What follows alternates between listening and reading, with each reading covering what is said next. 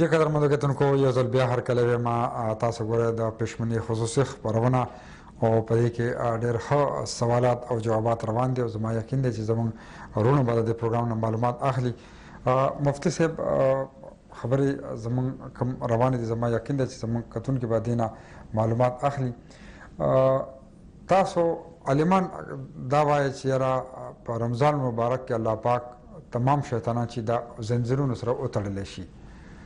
نو چې دی وتړلی شي نو بیا هم دا جګړې کېږي. او که تاسو ګوره د بریک نه مخکې تاسو ته ما وویل چې یاره مازدیګري کې خلک جګړې کوي،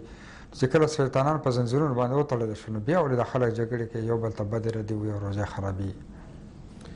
دا علما دا خبرې کوي، خو دا چې پروګرام په سر کې ما دا حدیث شریف بیان کو چې رسول الله صلی الله علیه وسلم فرمایي چې کله د رمضان مبارک اولنۍ شپه نو خدای پاک چې کوم سرکش جنات دي او شیطانان دي دا وتړي. او دغه سوال په کتابونو کې لیکلی دی چې شیطانان چې وتړلی شي نو بیا خو تعالی د غلطې وینا دعوت درکولو والا څوک نشته، نو بیا ته ولې غلط کارونه کوي؟ هغه چې کوم رمضان مخکې ستا روټین دی هغه روټین ستا ولې دی؟ په کار دا چې بیا خو هر سړی روغ مټ مسلمان وي. د هغې جواب دا دی چې یو سړي 11 میاشتې د الله نافرماني کړي او د شیطان تابعداري کړي او د شیطان خبره یې منلي، او دا 11 میاشتې یو تعلق یو ملګري د شیطان سره ساتلي، نو هغه دوره زر نه بدلیدی شي او نه بدلیږي. لہذا شیطان هم بېغمه یي. شیطان وایي چې فکر مه کوه که زه تړلی یم خیر دی، خو په هغه دوره محنت ما کړی، په هغه دوره کار ما کړی چې اوس هغه ته زما د مرستې زما د وینا ضرورت نشته. هغه هم جاري ساتي، هم د خپل کارونه جاري ساتي. نو ځکه مسله دا ده چې کله یو سړی د رمضان په میاشت کې خپل ځان کې انقلاب او چینج هغه ته په نظر نه راشي، نو دا ډیره د فکر مرحله ده. هغه ته پکار ده چې هغه په خپل ځان فکر وکړي، او فکر دا دی چې لاړ شه یوازې کښېنه الله ته وجاړه.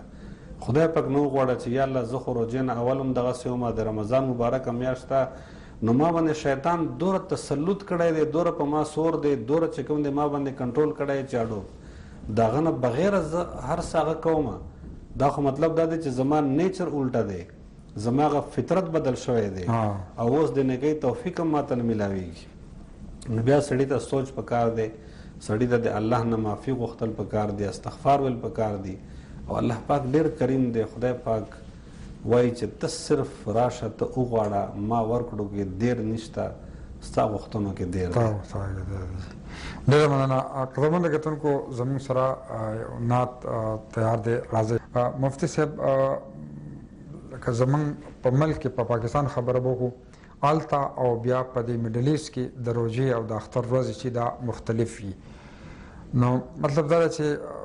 دلته کې یو ورځ مخکې روژې، هلته کې وروسته یو مسافر دی یا یو سړی د په وزټ باندې راغی دلته دوبۍ ته راغی او دلته هغه روژه ونیوله، بیا آخري ورځو کې هغه لاړ هلته کې، نو مطلب د ده یو روژه زیات راځي که هلته کې خو یو ورځ وروسته اعلان شو، نو د دې څه دغه دی د دې لپاره؟ د دې مسله ډېره اسانه ده چې ته کوم ځای ته ورسې هلته که رمضان ده نو ته به روژه ساتې، او که هلته عید دی نو تا به عیدې. لکه مونږ چې کله روژه شروع کوله په هغه ورځ پاکستان کې روژه نه وه، نو یو سړی چې رالو د ورځې ټیم کې دلته راورسېدو نو هغه به نوره خوله بند ساتي، هغه به خوراک مراک نه کوي، ولې دلته د رمضان میاشت ده نو د دې تقدس خیال به ساتي. او چې کله فرض که اخره کې لکه دلته روژه مثلا دا بوج دلته 30 روژې پوره شوې او په 13 رمضان یو سړی پاکستان ته لاړو او پاکستان کې عید نشته، نو به سبا ورځ څه کوي؟ او سبا روژه ساتي، ولې چې هغه رمضان میاشت ده او په د فرض ده چې دی به روژه وساتي. سوال دا شو چې بای روژې خو 30 فرض دي، د خو 31 شوی. په هغې کې مسله دا ده چې دا سړی دغسې یعنې د ملک په بدلولو کې د وخت په بدلولو د وجې نه د 28 روژې شوی، نو دی به یو روژه بله پس ساتي قضا. او که چېرته د 31 شوی نو په 31 کې به 30 روژې دا د رمضاني او یو روژه به د نفل، هغه الله ته پته ده چې به کومه یوه نفلي روژه وي، خو دا دی چې ده ته هلته افطار جایز نه دی بلکې دی به خلکو سره روژه ساتي. دغسې یو کس دی چې هغه په پاکستان کې اخرنۍ روژه نیولې وه او دلته رالو، چې رالو دلته عید دی، نو دی به اوس هغه موږ سره عید کوي، دلته اوس دی روژه نشي ساتلی، او د هغې روژې به دی قضا کوي. دلته به اخترو کې خو بیا به قضا راګرځي. بیا به قضا راکوي، ولې چې ده خو روژه نیولې وه، د باندې روژه هلته فرض وه. زما سره هم داسې یو واقعه شوې وه چې یو څو کاله مخکې ما دلته روژه نیولې وه او کله زه بیا د اختر نه 15 ورځې مخکې لاړم پاکستان ته، چې لاړم بیا چې کله کمیټې کې نه هغه چې دا میاشت ونه لیدلی شوله، سبا بیا روژه ده، نو زما 31 روژې پوره شولې. دا ډېر خلک دغسې 31 شو، نو مطلب هغه یوې زما ثوابي روژه راغله، او یوه د ثوابي روژه راغله او 30 چې کوم دی ستا رمضان پوره شو. ښه د افطار حوالې سره شرعي څه داسې حکم چې یاره افطاري ده، افطار یو خو ټایم تاسو ووایي چې څنګه اذان کېږي فوراً دا کېږي که نه، مطلب روژه ماتول چې دي نو کوم داسې خوراک ته چې هغې کې ثواب زیات وي هغې سره روژه افطار شي؟ په ثواب زیات ګوره په دې پورې دارومدار لري چې هر هغه کار چې هغه ته د الله د حکم او د نبی کریم صلی الله علیه وسلم چې کومه طریقه د هغې په مطابق وکړي نو تعالی اجر او ثواب زیات میلاویږي. نو د افطار په ټیم کې به رسول الله صلی الله علیه وسلم څه کول چې د مبارک په کجورې باندې اول روژه ماتوله، او د ډاکټر صاحب ته مخکې دا ډېرې ښې خبرې کې الله د جزای خیر ورکړي او ډېر ښه معلومات خلکو ته ورکوي. خو که د مخکینی پروګرام کې موږ ورته دا ووایو ډاکټر صاحب ته چې ته صرف په دې باندې موږ ته ساینټیفیکلی دا خبره وکړه چې د افطار په وخت کې کجوره چې خولې ته کې د هغې کم میډیکل فواید دي یا ساینټیفیکل، او چې کله ته پکوړه او سموسه خولې ته کې د هغه کم مطلب دی چې هغه غلط اثرات دي. نو کله چې ته کجوره خولې ته کې نو کجوره فوراً هغه چې کوم ګلوکوز ته کنورټ شي نو هغه ستا په معدې باندې او ستا په انرژي باندې پازیټیو اثر غورځوي. نو رسول الله صلی الله علیه وسلم به روژه په کجورې ماتوله. لہذا یو خو افطاري کې د هر سړی کوشش دا کوي چې که کجوره لږ ده که ډېره ده خو چې اول ته خولې ته کجوره کې. بیا کله کله به رسول الله صلی الله علیه وسلم کجوره نه وه، نو صحابه کرام فرمایي چې بیا به رسول الله صلی الله علیه وسلم په اوبو باندې روژه ماته کړه. او که چېرته داسې سچویشن وي چې نه کجوره شته نه اوبه شته، به د هغې نه پس ته هر څه چې تا سره د خوراک موجود وي، لکه مالګه ده یا پکوړه ده، سموسه ده یا روټۍ ده یا هر څه چې دي، هغه سره به روژه ماته کړي. دا خو اول سټپ دی چې ته روژه ماتوې نو ته کوشش دا وکړه چې په کجورې ماته کړه نو تا په یو سنت باندې به عمل وشي.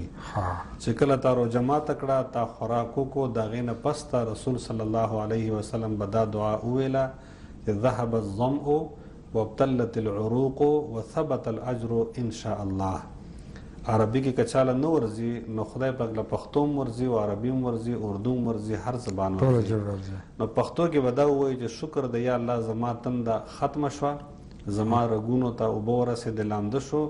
او زما ثواب کنفرم شو، زما ثواب یقیني شو. د دې دعا مطلب دا دی چې ذهب الظمأ تنده لاړه، وابتلت العروق رګونه لامده شو، وثبت الاجر ان شاء الله، ان شاء الله زما ثواب یقیني شو، زما اجر یقیني شو. هغه نه پس به کولي وکړي ماښام لمونځ به وکړي.